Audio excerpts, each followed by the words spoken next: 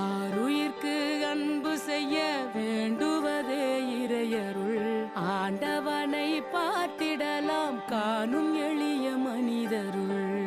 கொடுப்பதற்கே மனம் இருந்தால் போதும், மறைப்பதற்கே எதுவும் இல்லை மீதம்.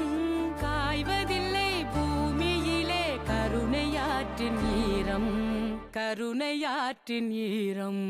அன்பெனும்